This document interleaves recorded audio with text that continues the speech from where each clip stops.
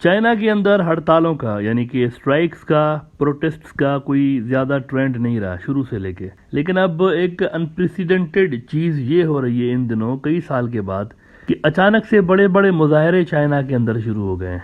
पहले हमने देखा कि ईरान में 3 महीने से रिजीम चेंज के लिए बड़े मुजाहरे करवा के पूरे वेस्टर्न मीडिया में इनको कवरेज दी गई, लेकिन अब यही सूरत हाल चीन में भी पैदा हुई है।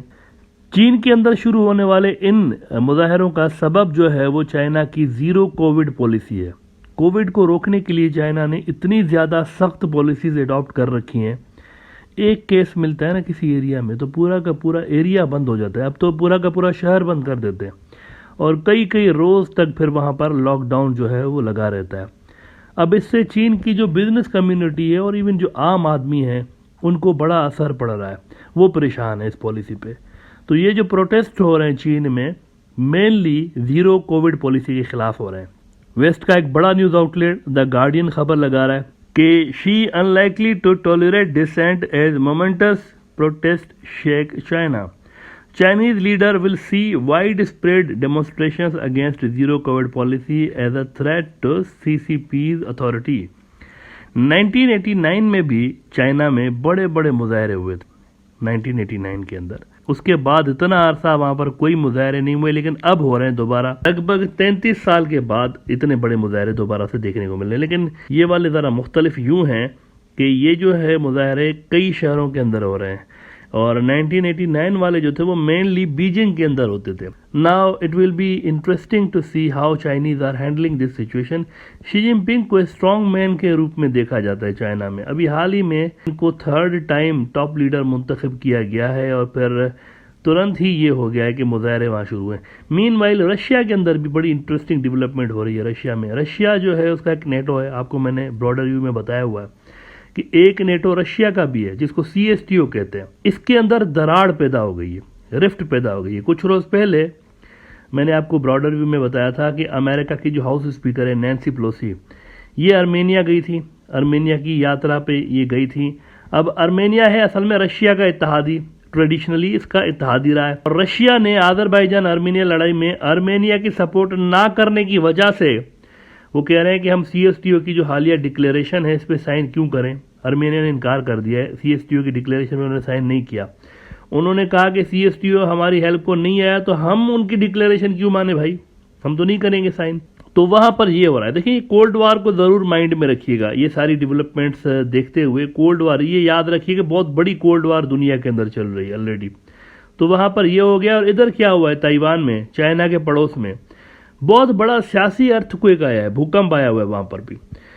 वहाँ जो प्रो अमेरिका रूलिंग पार्टी थी DPP, ये जो इनकी खातून सदर आप देखते रहते हैं, DPP पार्टी है जो कि वहाँ पर रूल करती है, इनको लोकल इलेक्शंस में क्रशिंग डिफीट हुई है। 36 साल में पहली बार इतनी बुरी शिकस्त हुई है उनको लोकल इलेक्शंस में। ताइवान की जो सदर हैं त्साई इंग वेन नाम है इनका, इन्होंने रिजाइन दे दिया है और ये DPP पार्टी की चेयरपर्सन भी थी। तो इन्होंने रिजल्ट्स देख के रिजाइन दे दिया है और मेजर जो सिटीज़ हैं उसमें जीता कौन है, डू यू नो दैट? वहाँ पर जो इलेक्शंस हुए जीता कौन है, ये बड़ा इंटरेस्टिंग है। वो पार्टी जीती है जो कि चाइना के करीब है, KMT जिसका नाम है, ये चाइना के करीब समझी जाती है, ये जीत गए लोकल इलेक्शंस के अंदर। अब इंटरेस्टिंग बात यह है कि ये वही KMT है चाइना के father of the nation chairman Mao Zedong ने स्ट्रगल की थी और इनको इनकलाब लाने के बाद भगा दिया था वहाँ से, और KMT ने आकर ताइवान के अंदर पैरेलल गवर्नमेंट बना दी थी। ये वही पार्टी है। लेकिन फिर ओवर द ईयर्स हुआ यह है कि ताइवान में DPP पार्टी उभरी और सरकार उनकी बन गई।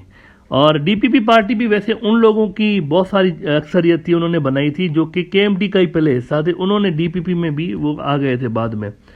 तो वो आ गए सरकार में और KMT हो गई साइडलाइन। और इनकी फिर मीनवाइल ये हुआ है जब ये साइडलाइन हुए KMT वाले तो इनके चाइना के साथ टाइज डेवलप होना शुरू हुए KMT वालों के, और अब ये ताइवान के अंदर प्रो चाइना पार्टी मानी जाती है। तो प्रो US पार्टी आउट वहां पर और प्रो चाइना पार्टी इन लोकल इलेक्शंस में, ये सूरत हाल बन गई है। कमाल देखिए अब हो क्या रहा है दुनिया में। ताइवान के अंदर अमेरिका की पोजीशन कमजोर हो रही है, जबकि रशिया का जो इत्तेहादी अर्मेनिया है वो उधर करीब हो रहा है US के। वैसे ताइवान के लोकल इलेक्शंस का मतलब ये नहीं है, ज़रा क्लियर कर दूं यहाँ पर कि इसका ये मतलब नहीं कि कल ही वहाँ पर बस सरकार आ जाएगी। It's not like that. 2024 में असल में प्रेसिडेंशियल इलेक्शंस होने वाले हैं। लोकल इलेक्शंस उस हवाले से केएमटी की हेल्प ज़रूर करेंगे। डीपीपी के लिए चाइना कहता है कि ताइवान और चाइना के यूनिफिकेशन में सबसे बड़ा रोड़ा ऑब्स्टिकल जो है वो डीपीपी पार्टी है। इट मीन्स चाइना को तो फिर बड़ी खुशी होगी केएमटी के जीतने पे। ब्रॉडर व्यू में अक्सर मैं ये बात कहता रहता हूँ कि मेरा पर्सनल ओपिनियन है ताइवान की रीयूनिफिकेशन चाइना पीसफुली करेगा। मार कुटाई के चांसेस मुझे कम लगते हैं। दोनों तरफ चाइनीज़ हैं, एक ही नस्ल है, एक ही ज़बान है, एक ही कल्चर, एक ही लोग हैं, तो मुझे लगता है वो पीसफुल रीयूनिफिकेशन की कोशिश चाइना करेगा। एक सिर्फ वहाँ न्यूट्रल सियासी सेटअप के आने की देर है बस। ताइवान के अंदर पब्लिक लेवल पर देखें, ग्राउंड रियलिटी ये है, एक बहुत बड़ा हिस्सा पब्लिक का ऐसा है जो कि रीयूनिफिकेशन के हक में है। मौजूदा पोल्स भी उसको जाहिर कर रहे हैं। देखें, एंटी चाइना जो सेंटीमेंट्स हैं इनको शिकस्त हुई है ना लोकल पोल्स में, और पब्लिक भी अमेरिकी मुदाखलत से खुश नहीं है ताइवान की। आप देखें ना, जिस तरीके से डीपीपी मुसलसल वेस्ट से डिक्टेशन लेकर ताइवान को चला रही है और चाइना के सामने खड़ा करने की कोशिश कर रही है, वहाँ से एक वायसरॉय आता है ताइवान के अंदर, नैन्सी पेलोसी आती है या कोई आ जाता है और इनको डिक्टेट करके चला जाता है कि आप इस तरह करें, आप इस तरह करें, अब ये करें, अब वो करें। ये कोई तरीका है? एक तरह से डीपीपी ने ताइवान की सॉवरेनिटी, अगर ये कहते हैं हम सॉवरेन मुल्क हैं, तो उनकी तो सॉवरेनिटी कंप्रोमाइज कर दी है इन्होंने। लिहाजा पब्लिक लेवल पर भी बहुत सारे लोग इस पॉलिसी से खुश नहीं है डीपीपी की, कि आप बातें करते हैं आज़ादी की और उधर गुलाम बन गए अमेरिका के। अब ऐसे में जीरो कोविड पॉलिसी के खिलाफ प्रोटेस्ट शुरू हो गए हैं चाइना के अंदर, जो कि वैसे ख़त्म हो जाएंगे। मेरा एक ओपिनियन है, 2-4 रोज़ के अंदर ख़त्म हो जाएंगे, चीज़ें नॉर्मल हो जाएंगी, अनलेस सीआईए वाले अपनी उस्तादी दिखाने की कोशिश ना करें ईरान की तरह। ईरान के अंदर भी जो रिजीम चेंज के लिए मुजाहरे शुरू करवा दिए गए, एक वो कार्टून मूवी चल रही है बस, और कुछ नहीं है। ये बेसिकली सोसाइटी के छोटे से एलीट क्लास को सामने लाकर मुजाहरे करवा रहे हैं। रजा शाह पहलवी जिसको निकाला था इमाम खुमैनी ने, ये उनका सपोर्ट बेस है। असल में वो एलीट क्लास नहीं है, टॉप के ऊपर बैठे रहते हैं। बदमाशियाँ जिसको हर मुल्क के अंदर होती है, जो कि छोटा सा तबका होता है और पूरा का पूरा मुल्क हाईजेक कर रहे होते हैं, ये वो वाला तबका है असल में। ये सो कॉल्ड जो लिबरल हैं, pro west, pro America, pro Israel, anti Islam किस्म का एक वहाँ पर तबका है। हालांकि ईरानी सोसाइटी जनरली मजहब के मामले में बड़ी सीरियस होती है, वो इस तरह के नंगपन को सपोर्ट नहीं करती ईरानी। The way these protesters are promoting nudity in the name of freedom. अब किसी का हिजाब उतार के वो फेंक देना, उसको आग लगाना, ये कोई फ्रीडम आपको नजर आ रहा है? इसमें कौन सा फ्रीडम है? एक इमाम जा रहा है, अगर पेश इमाम जा रहा है या कोई आम बंदा जा रहा है जिसके सर पे सुन्नत तरीका होता है सर ढांकना, तो उसकी जो टोपी है, जो अमामा है उसने पहना हुआ, प्रोटेस्टर अगर उसको चमाट मार के उसको गिरा दे, तो मुझे ये बताएं इसमें फ्रीडम किधर है? ये तो बदतमीजी और बेहूदगी है ना, इसमें फ्रीडम आपको कहाँ से नजर आता है? ये तो एक कहते हैं ना दूसरे के इमोशंस के साथ खेलने की एक कोशिश है। I think the big boys are punching about their weight. इस तरह अगर प्रोटेस्ट से रिजीम चेंज होने लगती है ना, तो दुनिया में फिर किसी भी मुल्क में इलेक्शन ना होते हैं। हर पार्टी बस अपने सपोर्टर को कहती है कि बैठ जाएं रोडों पे और रिजीम चेंज करवा दें। कोल्ड वॉर 1 में भी अमेरिका ने ऐसा ही किया था। 72 मरतबा इन्होंने सरकारें गिराने की कोशिश की थी दुनिया में, 72 मरतबा। अब ये वो डेटा है जो इन्होंने खुद लीक की हुई है। अब ये सिर्फ कोल्ड वॉर की हद तक थी, उसके बाद कितनी बार इन्होंने ट्राई की है उसका अभी तक डेटा नहीं आया। तो 72 मरतबा जो इन्होंने कोशिश की, इसमें से 66 बार इन्होंने सीधी मुदाखलत की थी, डायरेक्ट इन्वॉल्वमेंट थी इनकी। 6 मरतबा इन्होंने इनडायरेक्ट मुदाखलत की थी। वो जो 66 कोशिशें थी इनकी, उसमें से 40 फेल हो गई थी। 26 बार वो सरकारें गिराने में और अपनी रिजीम लाने में कामयाब हो गए थे, क्योंकि वो जो 26 हुकूमतें थी निस्बतन कम पॉपुलर थी अपने मुल्कों के अंदर। जहां पॉपुलर रिजीम होती है वहां पर ये चेंज नहीं कर पाते। फेलियर रेट इनके ऑपरेशंस का ज्यादा रहता है। 40 बार फेल हुए, 26 बार सक्सेसफुल हुए, और वो जो 26 मरतबा थे वो अनपॉपुलर किस्म की रिजीम्स को चेंज जरूर किया है इन्होंने। तो मेरे ख्याल से ये जो ईरान के अंदर भी प्रोटेस्ट हो रहे हैं, पैसे अब तक अरबों डॉलर्स इसके ऊपर लगा दिए जा चुके हैं। अब तक ये जो प्रोटेस्ट कर रहे होते हैं ना, इनके पीछे भी जो लोग होते हैं वो बड़े अरबपति बन गए हैं।